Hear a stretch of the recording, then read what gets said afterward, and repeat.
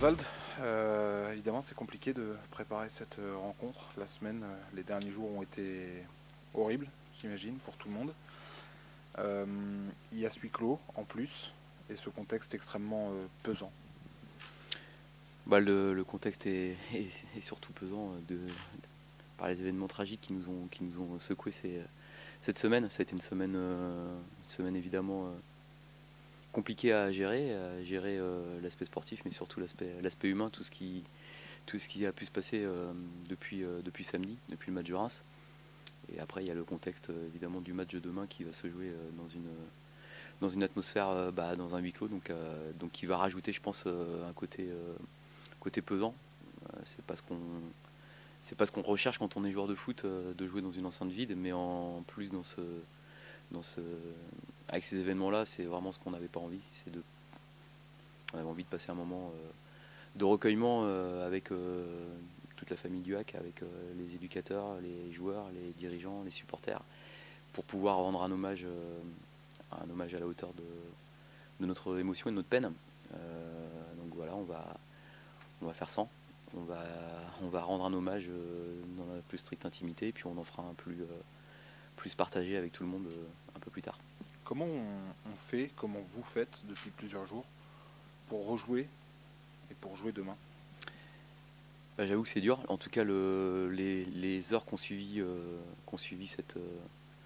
la disparition de Samba, ça a été très dur de pouvoir, ne serait-ce que penser au foot, de se dire, voilà, de se projeter sur la semaine, se dire qu'est-ce qu'on va faire pour essayer d'amener les joueurs à préparer un match de foot de compétition, en sachant que dans un groupe, il y a une multitude de personnalités, de gens qui peuvent exprimer leur tristesse et leur peine de plein de façons différentes. Il y a des gens qui ont des vécus différents, des âges différents, qui ont une relation aussi à la mort qui peut être différente par rapport à des origines.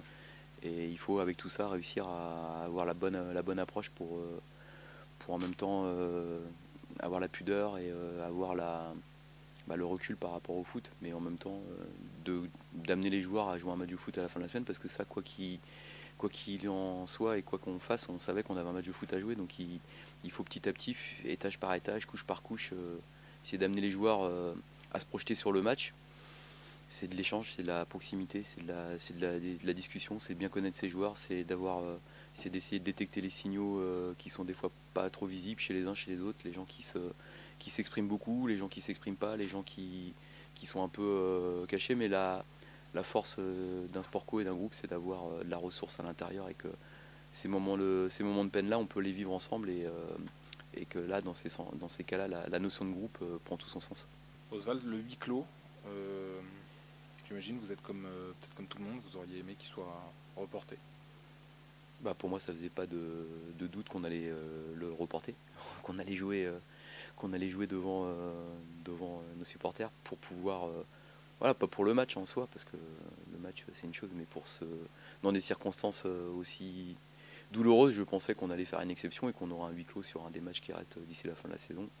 C'est pas la décision qui a été prise. Enfin, en tout cas, il n'y a pas eu de décision de prise, puisque on est resté sur ce qui était prévu, donc un huis clos contre le Gazélec. Je pense que nos adversaires de demain soir auraient été d'accord pour nous l'autoriser avec leur accord. Ça n'a pas été fait. J'en suis vraiment. Je vais essayer de garder des termes mesurés, mais j'en suis touché parce que c'est. Voilà, je pense que c'était le minimum de pouvoir faire quelque chose demain. Voilà, ce sera complètement différent. Et quand un jeune d'un club part subitement comme ça, un joueur de foot qui est au club depuis qu'il a 5 ans, on se doit de rendre un hommage à la mesure de la perte qu'on enregistre tous, la perte humaine, la perte sportive, la perte.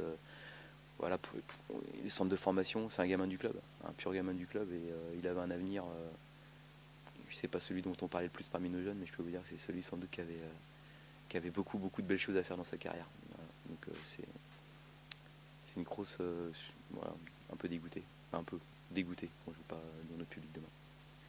Sympa, juste pour dire de tout le monde, c'est quelqu'un qui haïssait particulièrement la défaite. Est-ce que ça donne encore plus envie de gagner demain pour lui Bah, vous savez, les joueurs dans le groupe le connaissent, certains le connaissent très très bien. Et tous les pros le connaissent, évidemment, ils s'entraînaient très souvent avec nous. C'est un garçon qui faisait partie on va dire, du groupe élargi des jeunes joueurs qui montent. Mais tous nos jeunes issus de la formation, je crois qu'à Reims, on en avait 6 ou 7 dans le groupe, donc quasiment 50%. Ils le connaissent parfaitement. Et effectivement, c'est un garçon dont une des particularités, c'est que c'était un garçon qui ne s'exprimait pas énormément voilà, devant tout le monde. C'était un taiseux. Par contre, c'était un garçon qui avait un engagement et un esprit de compétition très important. C'est quelqu'un qui jouait les petits jeux, qui jouait les matchs, qui donnait tout pour son équipe. C'était un vrai compétiteur, mais un compétiteur sain, c'est-à-dire qu'il en rajoutait pas, mais il était présent. Et ça, ses coéquipiers le savent très bien, parce qu'il a fait partie de plein d'aventures avec eux, sportives et humaines. Donc si vous leur demandez un des premiers éléments de la personnalité de Samba qu'ils vont relever, c'est effectivement l'esprit de compétition.